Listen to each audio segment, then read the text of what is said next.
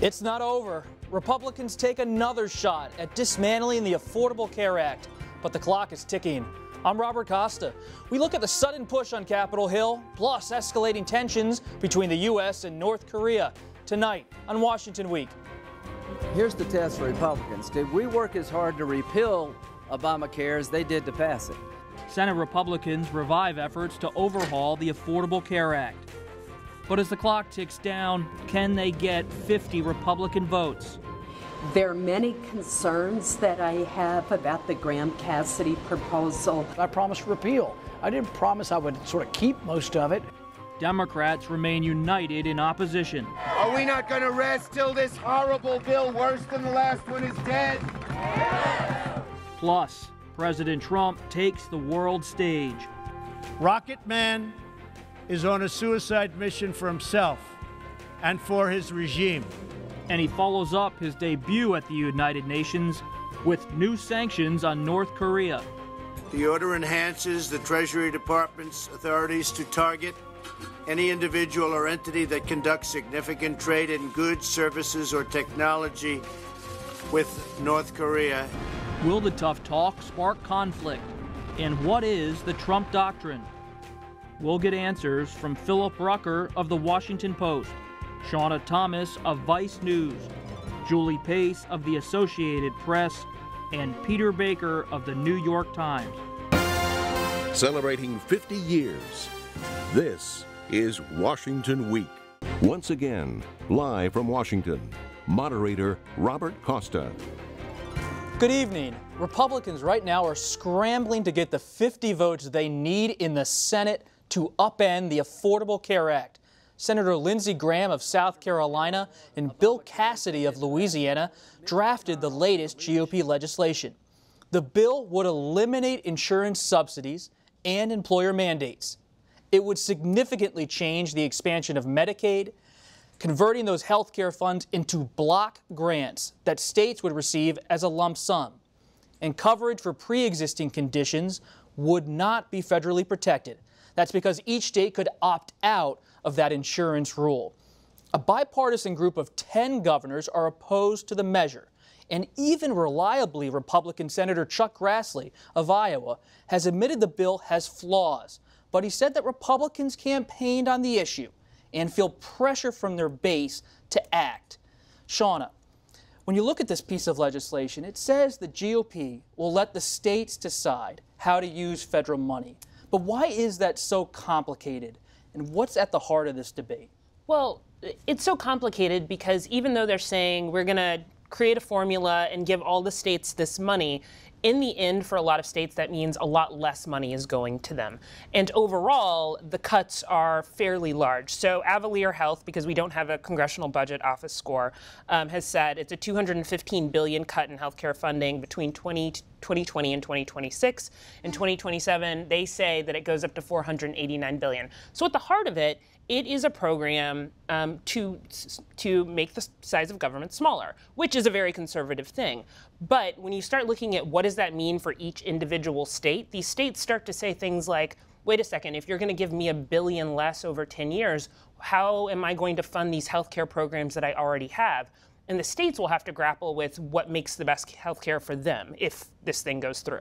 And governors are big stakeholders here, Phil, and they seem to not want the disruption for their insurance markets or the way they spend healthcare money. That's right. And, a number of states expanded Medicaid programs in their states under the Affordable Care Act. And those are the states in particular that would likely see less money coming in for their programs, which could result in big cuts to Medicaid. And it's one of the reasons that you see Republicans like Ohio Governor John Kasich so strongly opposed to this bill, because it would disrupt a system that they've spent really years trying to build in their states after the Affordable Care Act. Healthcare is complicated, and these governors have had to navigate a lot of different rules and regulations to create a system that the industry can get used to, and this is just more disruption potentially. And we saw, as Shauna mentioned, we don't have a Congressional Budget Office score yet. We don't know how much this Republican bill would cost, Julie, but we had big news today, not only because we don't have a CBO score and the process has been somewhat rushed, but Senator John McCain, veteran Republican from Arizona, said he is once again opposed to the Republican bill. Major news for this bill's fate. It essentially puts this bill on death's door. I mean, you can really only afford to lose 2 of these Republican lawmakers. 3 would be a bridge too far. Rand Paul is already a no. McCain now says he's a no. All the attention is going to be focused on Susan Collins from Maine and Lisa Murkowski from Alaska. And the problem for the White House and for Republican leadership is these are 2 senators that can't be swayed in the ways that you would usually try to get a senator to change course. Murkowski had to run she had to do a write-in to get in her seat, and McConnell didn't back her in that race. She owes these leadership members nothing. And Collins is the traditional moderate Republican. This is the role that she plays. It's really hard to see, especially with the cover from John McCain, that either of these women will change course now. And with Senator Collins, you have the issue that everyone kind of thinks she's going to run for governor of Maine, and it's hard to run for governor of Maine if you also have to go to your citizens and say, well, I voted for something that took $1 billion away from your state when it comes to something like healthcare, which is so personal to people. That's sort of the genius or the deviousness of the Obama plan, right? They understood from the beginning, if you get these states hooked on money for health programs, they're going to want to keep it. They're going to, once government programs are started, it's awfully hard to undo them. And so, in effect, they created a constituency for a law that might, in fact, be controversial, but has a lot of people who are currently stakeholders in it. And we saw, Peter, that President Obama spoke out this week about the health care legislation, and Democrats seem to be mounting their own effort. Yeah, that's right. Nothing is closer to his heart, I think, as a legacy item than this health care bill. From his point of view, it was one of the major accomplishments. He did what presidents had sought to do for decades. But, the problem is for Democrats, is let's say this goes down as people now think it might. What do they do next? Is there a way to fix what everybody agrees are flaws in the law, which require a bipartisan effort? And what's interesting as a test for President Trump and his newfound fondness for Chuck and Nancy is he going to do that? Yeah, but that brings up this key point. The way, Julie, this healthcare debate is evolving is that you have Republicans pushing block grants in states, and Democrats are pushing at some level for single-payer healthcare, led by Senator Sanders, independent but aligned with the Democrats from Vermont. Is this the way the healthcare debate's now moving in the United States? Well, it's these 2 parties moving in these opposite directions right now. I think that the single-payer debate among the Democrats right now is a fascinating aspect of this story, led by Bernie Sanders, who's continuing to play a disruptor for Democrats, pushing a lot of people to the left. In principle, a lot of Democrats do support the idea of a single payer. In practicality, that's a lot different. But Sanders is trying to push them in that direction. I do think that this Patty Murray, Lamar Alexander bipartisan discussion that was going on before Graham-Cassidy got pushed to the forefront is something to keep an eye on, because as Peter said, you won't find any senator of either party, any lawmaker of any party that would say that Obamacare as it exists now is working. It has to be fixed. It's unsustainable. Yeah, people don't want us to uproot it. It seems that the disruption factor is keeping a lot of people opposed to this legislation. And a lot of that's coming from these governors, who are the ones that are actually on the ground having to implement this. Well, and also uprooting it goes back to who do you tell in your state who, especially if you're in a state that expanded Medicaid like Ohio, like you mentioned, okay, we are going to change these rules so that all of a sudden you are not allowed to have Medicaid anymore. Who are you going to tell that to, practically, especially if you're a governor or someone on the local level? And what about pre-existing conditions? Pre-existing conditions fight that Jimmy Kimmel has brought to the forefront of America is interesting, because the bill can't get rid of the idea that pre-existing conditions need to be covered by insurance companies, that an insurance company cannot deny you if you have a pre-existing condition. And they can't change that in this bill. But what they have done is said, hey, states, we're giving you a lot of latitude. If you write a program and you assure us that people will have adequate and affordable coverage, and even if they have pre-existing conditions, they will have adequate and affordable coverage, then you can create some room for yourself, basically. And no one knows really what that is going to mean from a state-by-state-by-state basis. And because there is that uncertainty, it leads to sort of the fight we've seen on late-night TV lately. That cultural effect matters. It does matter, and a big obstacle for Senate Republicans on this bill is the popularity of their effort. There's a new poll out tonight by the Washington Post and ABC News that finds that 56% of Americans think Obamacare is better, and only 33% think the Senate GOP bill is better. And actually, if you look at the Republicans, only Republicans in that poll, a full quarter of them do not like this Senate bill. So the senators are having a really hard time galvanizing support for this measure out in the country, even though they campaigned on repealing Obamacare, even though repealing it has been a galvanizing force in their base. The specifics of this bill are not popular. They become the best thing for Obamacare because it was very unpopular when it was just President Obama, but now people are faced with the choice of maybe losing it. And one of the downfalls of not going through what John McCain is talking about, regular order, where you have hearings and you have a public debate on the merits of it, is that there really hasn't been a chance for Republicans to even sell the public on this. Most Americans probably don't know the details of it. What they are hearing is coming from news reports, coming from Jimmy Kimmel, but when you do the process in this way, where you try to rush legislation through that's really complicated, you lose that ability to actually bolster the popularity of what you're trying to do. And I really wonder, does the Trump voter actually want this legislation? We always talk about the conservative base prompting Republicans in Congress to move quickly, Peter, but are we sure that the Trump voter, who's sometimes a little more independent and populist, wants this bill? Well, I think once they saw the effect of it, they might not want it. I mean, I think a lot of people want it in theory, right? They think Obamacare was terrible. It was either government run amok, or it was their premiums were going up, or what have you. The businesses were required to provide things they didn't afford. But if they saw the alternative as being better, you know, that's the real test. And I think one of the things we've learned now in these last 10 years of healthcare debates is there is no model system that everybody's going to love. In fact, each one is going to drive somebody crazy and become unpopular for one reason or another. So if this bill falls apart, and the Graham-Cassidy bill is put on the shelf, Shauna, we saw in Senator McCain's statement tonight, he was talking about bipartisan efforts maybe being on the horizon. You see Senator Alexander of Tennessee, Lamar Alexander, Senator Patty Murray of Washington are working on their own proposal. Could that actually happen? Well, I think what we know, and it goes back to kind of what Julie said, is that a lot of people, none of these people really totally like Obamacare in its current form. And there is Republican and Democratic agreement that if we don't figure out a way to shore up the insurance markets, if we don't figure out a way to stabilize them, if we don't give the insurance companies some kind of idea that this is the payments to them from the federal government are going to continue, they will keep pulling out. And so while that could be a way to sort of destroy Obamacare, which is something Republicans might want, if that makes it harder for people to get health insurance, I think you're going to see people try to come together around this, which is what Alexander and Murray were doing. Phil, the president's in Alabama as we speak, participating in a primary runoff. You have Senator Rand Paul of Kentucky firmly opposed to this legislation. Does the White House feel any pressure to move on health care? They'd like to move. They saw an opportunity this week. I think there was some momentum building behind this bill, and it's the reason you saw Vice President Pence leave the United Nations midday Tuesday to come to Capitol Hill and try to twist some arms in the Senate. Look, the president has not been at the forefront of this Graham-Cassidy effort, but he's trying to push it along. He sees a chance for a win, and I think McCain dashed it tonight, probably. It's not just the president who has some political capital on the line here.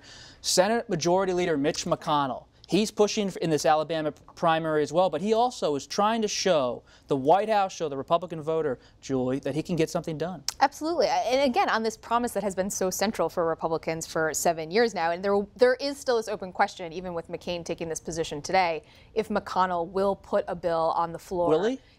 I don't know the answer to that. I think that's a really fascinating question. You could argue that he might want to put it on the floor and let it fail, have 2 failed votes, and go turn to his members and say, we have to move on. It's time to put this behind us. Whether that works or not with their voters, I think, is also an open question. But you could argue, is it worth the embarrassment? Is it worth the embarrassment? Absolutely. Failed vote in the middle of the night. Well, and once again, you've got a White House that had thought it was beginning to kind of get a little bit of traction, right? That things had started to settle down a little bit, that the president had done pretty well at managing the hurricanes, that he had done pretty well at the UN. Obviously, not everybody agreed with that, but they had a plan. And the plan was for the fall to be about tax reform.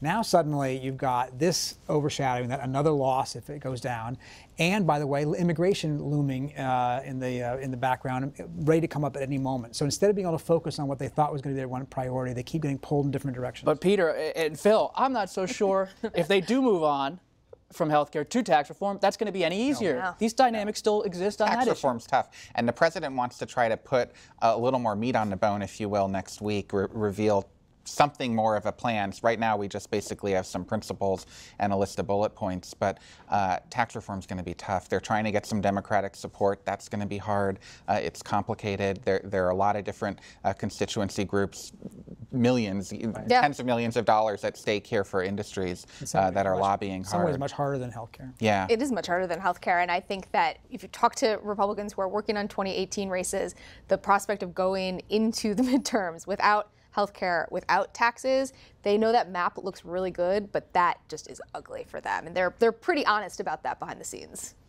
So as all this brews on Capitol Hill, we have to, again, turn to the other big issue of the week. The president was at the United Nations, and tensions between the United States and North Korea continued to rise after President Trump announced new economic sanctions designed to choke off that country's trade with the outside world.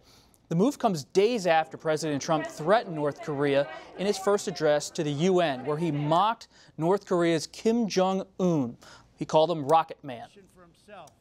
The United States has great strength and patience, but if it is forced to defend itself or its allies, we will have no choice but to totally destroy North Korea.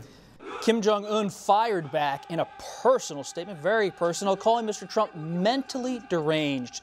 North Korean officials are warning that they may test a hydrogen bomb in the Pacific Ocean. The president responded via Twitter, writing, "Kim Jong-un of North Korea, who is obviously a madman who doesn't mind starving or killing his people, will be tested like never before." The president also took aim at Iran, which he called a corrupt dictatorship, and called Iran's nuclear deal an embarrassment. The president seems to be trying to provoke these nuclear nations, and that, of course, could have global consequences. Peter, you were in New York watching this all unfold. When you were watching the president's speech, what was the mood in that room as the world watched? Yeah, it was interesting. It's a tough audience for any president because everybody's got different languages and different cultures, and you're listening. And so I think other presidents discovered you can't make jokes, you can't interact with the audience, which is where President Trump is at his most comfortable, where he probably is tonight in Alabama. So it's, George Bush once said it's like speaking to a wax museum, nobody moves.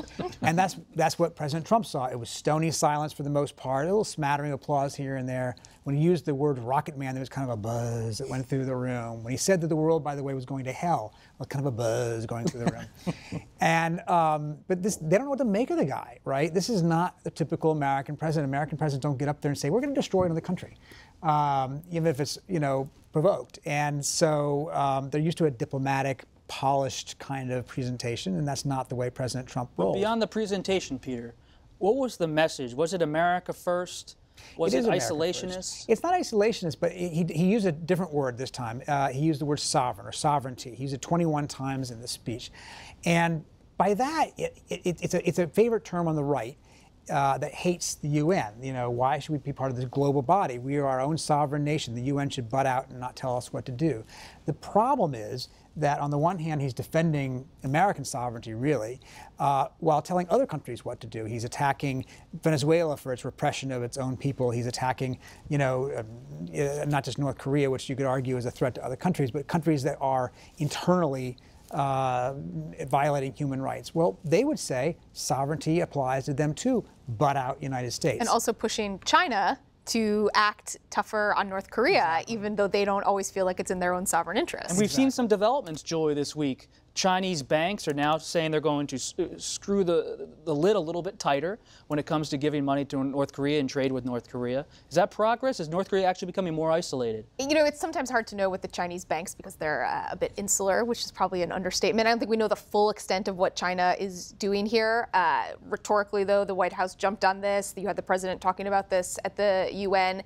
China continues to be the key for the administration in terms of getting progress on North Korea. Everything else that we've seen so far has really had no practical effect. The momentum is all in one direction, with North Korea continuing to move forward with testing, continuing to take provocative actions. They show no sign of being cowed by Trump's rhetoric. They actually like to return the fire with the rhetoric. So China remains a puzzle for this administration. They can't quite figure out how to get them to move as quickly as they want them to, but that's because China doesn't move quickly. I mean, there's this fundamental sort of lack of understanding, I think, sometimes in this administration about the way that China approaches these issues and the speed at which they're willing to move. Phil, when you think about the very personal way these two leaders are going at each other, it's typical President Trump. You've covered him for a long time, but it has real implications for foreign policy. It does. And, you know, there are some people here in the United States, when they see Trump fire shots on Twitter or whatever, they just say, don't listen to what he's saying, just focus on the actions. But in this case, the words are the actions. And you can't trust that North Korea is going to not pay attention when Trump says Rocket Man and threatens to destroy their civilization. Really, it's very dangerous for the region. It's you know, something that has Japan and South Korea in particular, our allies there, very nervous. The president met with their leaders, the leaders of Japan and South Korea this week in New York, and I think they're trying together to try to bring more pressure on China to pressure North Korea, but there's no easy option. And you talk to folks in the White House, and they're nervous about this. They're very jittery about North Korea, and they have not identified any sort of magic bullet. And Shauna, Iran's watching very closely. They strike a nuclear deal with the United States. Kim Jong-un is watching. Does he want to cut a deal with the United States? The president is not just making nuclear tough talk with North Korea, but with Iran. Well, and I think one of the issues that people brought up is that if Kim Jong-un is watching the way the President Trump talks about Iran, he's saying to himself, well, I saw you make a deal with a bunch of other countries, and international bodies are saying Iran is adhering to the nuclear part of the deal, and America seems to want to still try to figure out a way to get out of that deal. Why should I make a deal with you if you're going to go onto the world stage, if I'm cooperating and still, you know, say the worst about me? There's no good reason to make the deal to a certain extent. Right. And on that point, Peter, the president said he's made a decision on the Iran deal, but he won't reveal it. Yes. This is a totally different figure on the world stage. But on Iran and North Korea, what's next? Well, that's the real question, right? I mean, you know, with Iran, you can see a possible path forward if they are good at diplomacy. Now, that's a big if. The president has until October 15th under American law to certify whether, in fact, Iran is complying with the deal, and the other part of the phrase, it's interesting, that it's in America's national interest. So he may not be able to make the argument that they are violating the deal, but he may declare on October 15th it's not in our national interest. Now, that doesn't get us out of the deal, but it does say to Congress, you have a 60-day clock to repass these sanctions if you want. That would get us out of the deal. And he may be using this as leverage to try to get people to come to the table. The French said this week that they would be open to negotiations, not to reopen the actual deal, but to have an addendum, a supplementary thing in which they deal with some of these other issues. The Iranians said, no, we're done. Sorry, this is a closed issue. And you could see the President Trump, tinkering a little bit with this addendum and claiming that he renegotiated the deal and being able to go to his base like in Alabama and say, I totally redid the deal and made it beautiful and wonderful like he had campaigned on. And there were people and organizations sort of around the United Nations, as there's always other groups and people who talk about these things, and one of them was a group talking about Iran, which included Bill Richardson, John Bolton, Dennis Ross, and a couple of other people who it seemed were trying to help President Trump make this conversation about the spirit of the deal, which is how President Trump talks about it, which is the American interest part. That if they can figure out a way to create some room and show people that Iran is not part of the spirit of the deal, then maybe he can do something. We could talk all night. Good. Leave it there. Unfortunately, thanks everybody for being here. Our conversation will continue on the Washington Week Extra, where we'll tell you why President Trump is risking his own political capital in a Senate race in Alabama right now that pits him against his former White House advisor, Steve Bannon. You can find that later tonight at pbs.org/WashingtonWeek. I'm Robert Costa. Enjoy your weekend.